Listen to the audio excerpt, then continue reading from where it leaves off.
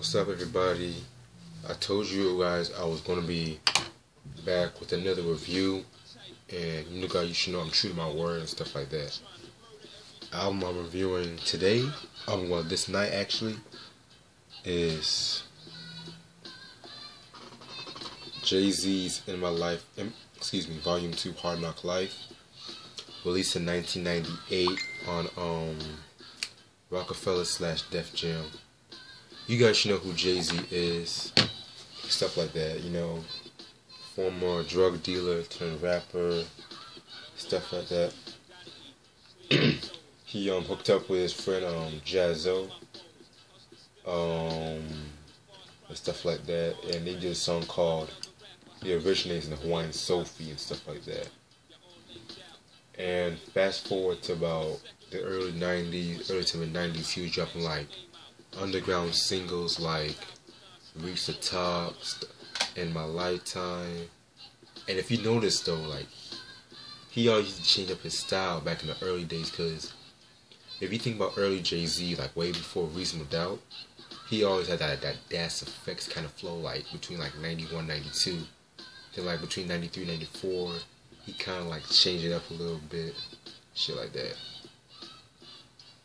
Anyway, what else?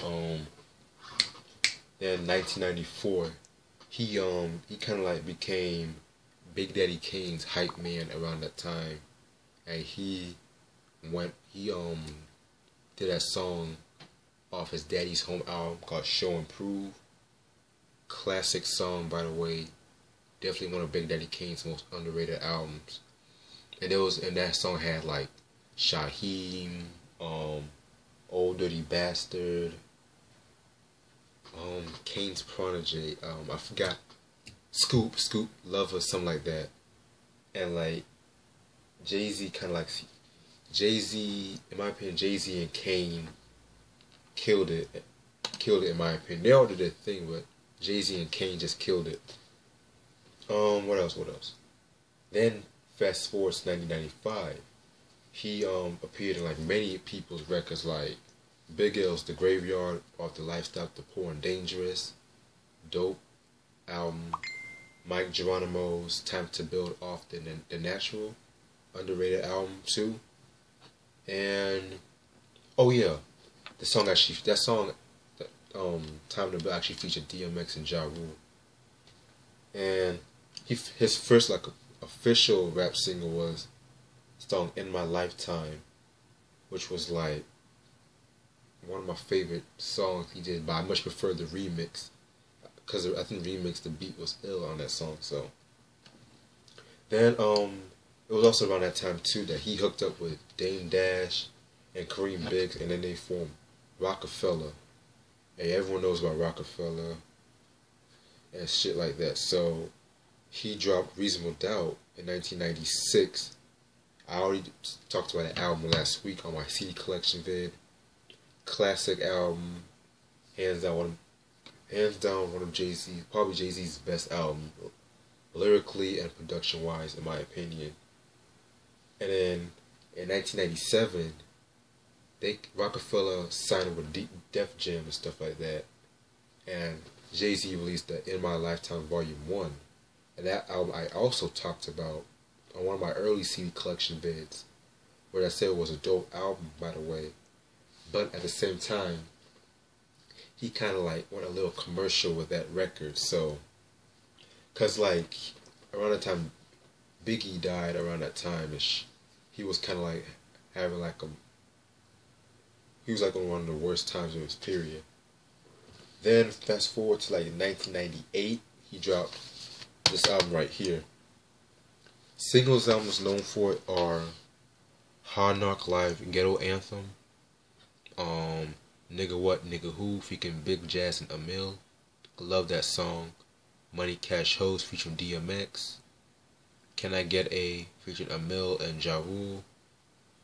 And "Money Ain't a Thing" featuring Jermaine Dupri. What else? Okay.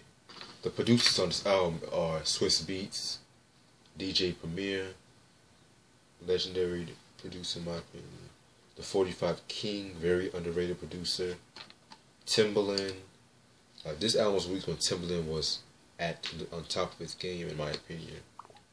Stevie J, Irv Gotti, Eric Sermon. Yes, the same Eric Sermon from EPMD, of Redman, and Kid Capri, Damon Dash, Jermaine Dupri, Jay Runner, Lil Rob, David Trotter, and Mahogany Music. This album won a Grammy Award for Best Rap Album in 1999 too. It beat out Big Pun's Capital Punishment and a whole lot of other good rap albums around that time. And when I think about this album though, it actually the album that pushed Jay-Z more into the mainstream, made him a worldwide phenomenon. And what else? I think he says something he sees himself more than a rapper. He sees himself like a voice of the people and stuff like that. A lot of people call this album a classic record. Let me review the song. I'll tell you guys what I think about it after I review this song. So the first song I'm going to review.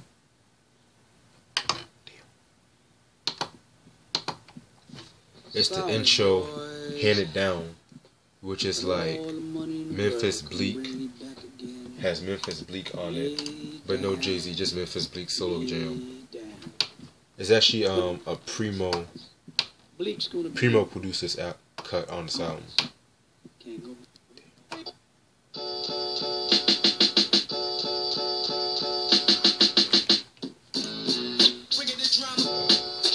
It's kind of like a way of Jay-Z,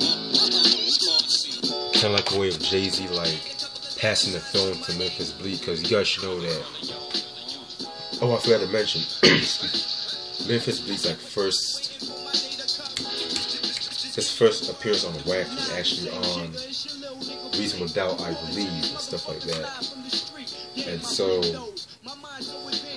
there it is, Memphis Bleak, I like Memphis Bleak, mostly his earlier stuff, his first album and a little bit of the second album, stuff like that.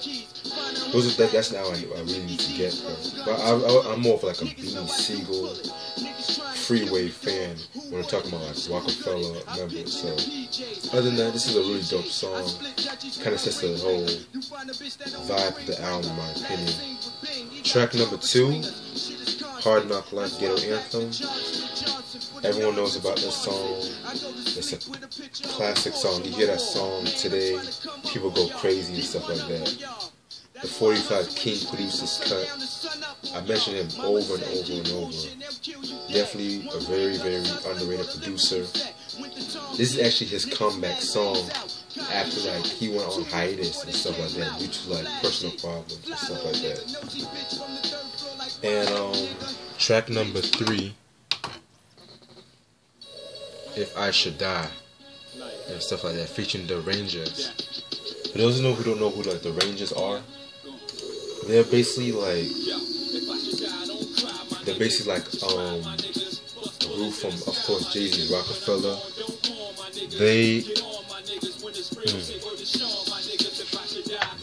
I think they released one album, but I don't think it got released and stuff like that. If I find some stuff on them, most definitely post it on the description video. When I think of this song though, it's kind of like Jay-Z kind of saying that life goes on, don't worry if I die or not, and stuff like that. Basically, very dope song, by the way. Yeah, Sweet Beats was actually on the producer's cut, so this is the Sweet Beats I like. I only like most of his production now. It's too pop, too generic in my opinion. The Swiss Beats I like is from 98 to 2002, around that time. Basically the early Rough Riders era, it's How Dark and Hell Is Hot, LOX Read on the Streets, Eve's first album, Swiss Beats I like. Yeah, that's Swiss Beats, Track number 4, Ride or Die. Now this song right here, basically probably one of my favorite songs on the record, though.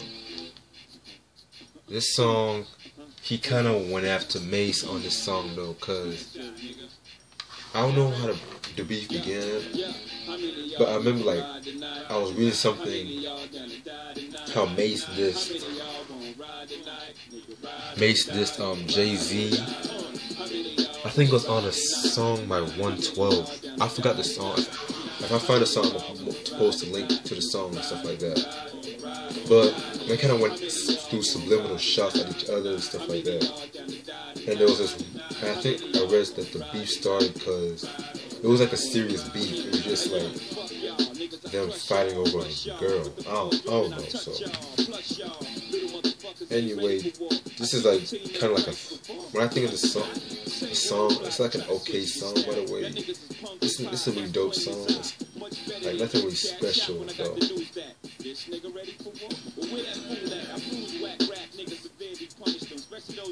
Okay, track number 5. We come to this album. This is cut.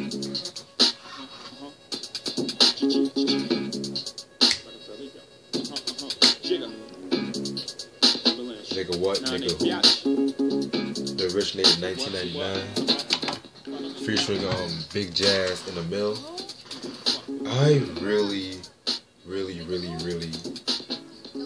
don't like Emil. I'm sorry, but I kind of feel like she was just like, she was kind of like a Lil Kim wannabe and stuff like that. I kind of felt that. I mean, I'm not trying to diss anybody that likes Emil though, but I kind of feel like her voice kind of gets annoying and stuff like that. And I think she just released like one album, I believe, and like she just disappeared after the face of the earth. Anyway, this is actually like a sequel to the originators of Big Jaz and Jay-Z. Dope song. I really love this song. The beat is fire. Like this is, I think Timbaland did this beat. And excuse me. I think this is my favorite song off the album. Like the video was really like dope with all the flashing lights and stuff like that. And like Jay-Z's flow on the song is off the charts. But let me go to Big Jazz's.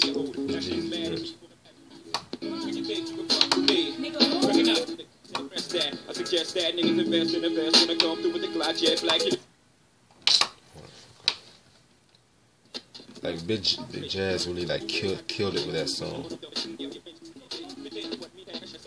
The population holler certainly. I burn a nigga like a third degree. So you shine so bright, nigga, I'm my life. Running, ruling with rigor and vigor. Nobody bigger than me and my nigga Jiggy. You fly by night, stop chirping me. Heavyweight like word to me. All the time in this motherfucker ain't nobody hurting me. What? Cut a patient like surgery. Roll the fuck out of BMs. Fucking vegans on the road, but you had to be in bed in the PM. Need the info, Jazz with the CNN. Forever touching my work is beginning, you in it. Making your styles, no style, my style's high style. Come on, back a nigga down and take the gun home. Exactly. Like I just wish those two would just work over the differences and probably make music together. But I doubt that would ever happen. Track number 6, Money Cash Hoes, featuring DMX. Pretty good song. I much prefer like the remix. I mean, I love this version, but I think the remix with who's in the remix? I think B. Siegel. Who else?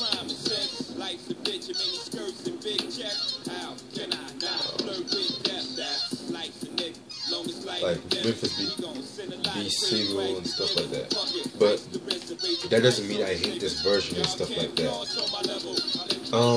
Like you can tell by the production that he kind of went for like a more mainstream kind of vibe to it, stuff like that. Like, DMX really killed it. Like around that time, you know, Rockefeller and Rough Rider, they were like really collaborating a lot and stuff like that. And like that was like really like a good time at the time for hip hop, because it was like really after the whole East Coast West Coast and stuff like that. A lot of people kind of thought that East Coast was kind of like after Biggie was shot and stuff like that.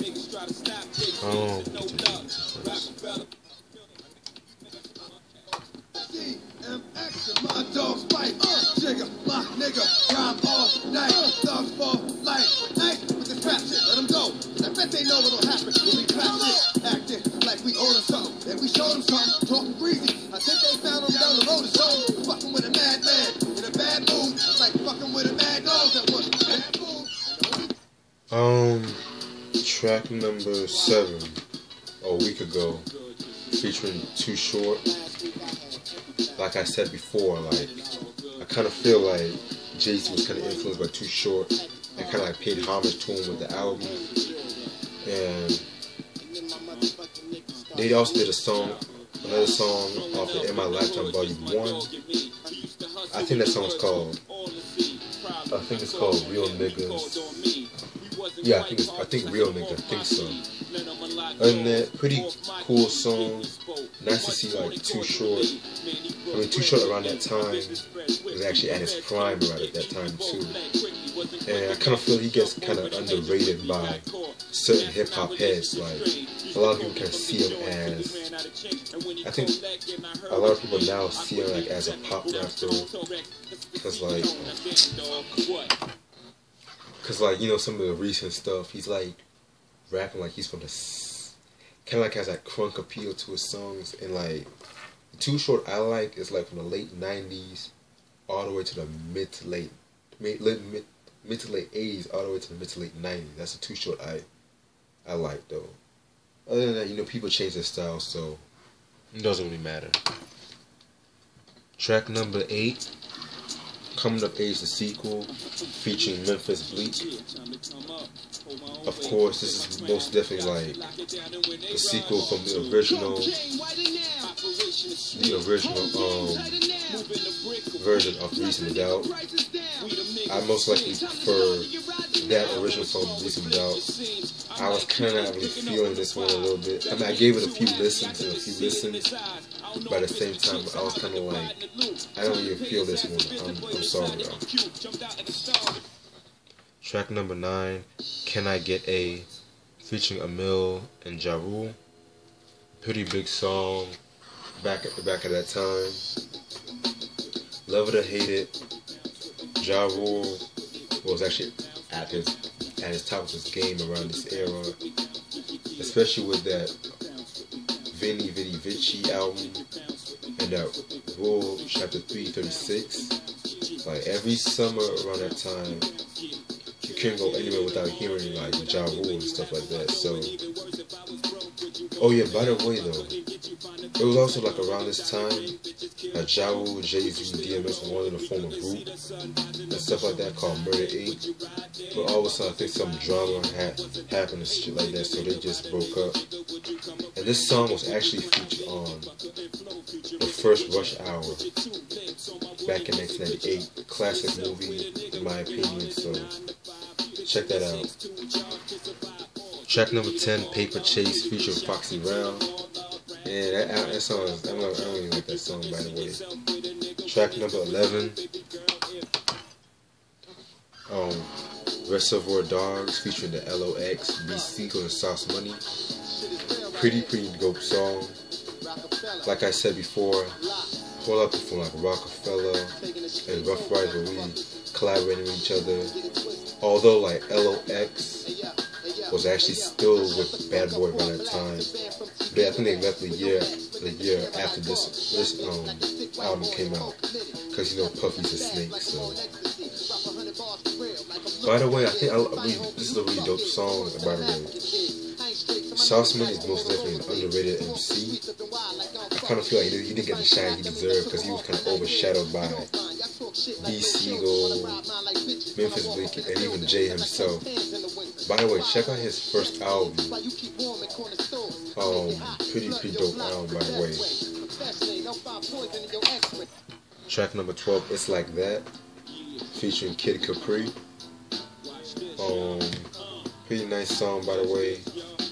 Really like the beat to it. Kid Capri was definitely like a pretty dope producer and shit like that. So, give me 1 minute.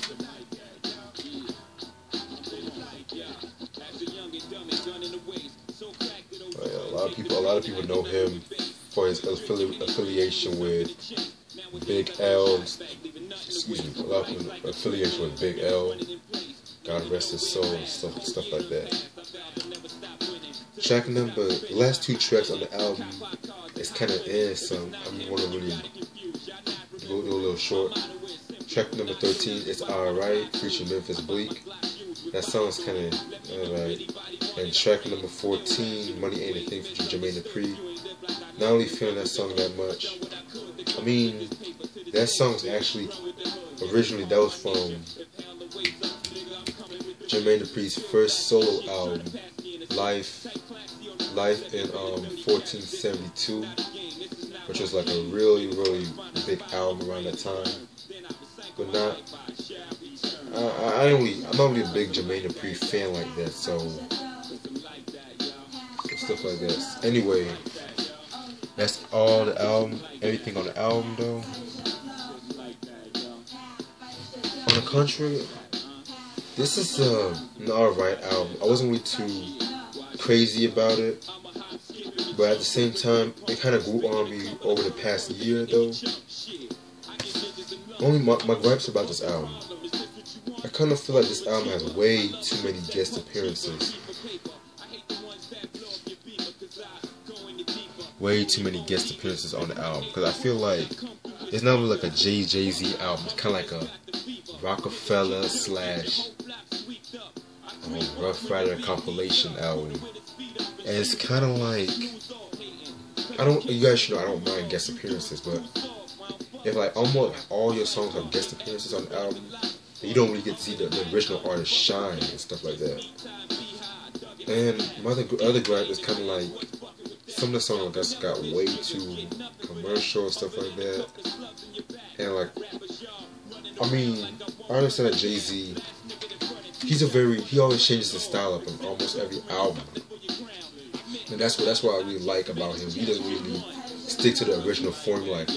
Like that's why people always say, oh, why don't you do another Reasonable Doubt? He said, if you want to hear me rap about Reasonable Doubt again, listen to Reasonable Doubt. Listen to that album and shit like that. That's what I respect about Jay-Z. So, you know, he dropped the last volume, the volume 3, The Life and Times of S. Carter, which I kind of felt like that was an okay album. I liked a whole lot of songs off that, but it was like most songs that was kind of like him battling between if he wants like a street hustler, aka versus a pop rapper and stuff like that. So, and you can really see that with this album. So, if you're a fan of mid to late 90s hip hop, especially East Coast hip hop or kind of like hardcore hip hop, you most definitely love this album. If you're a fan of like Jay-Z's earlier stuff, you will love this album, but be warned. And that's all the time I have today. And stay tuned for more stuff. Peace.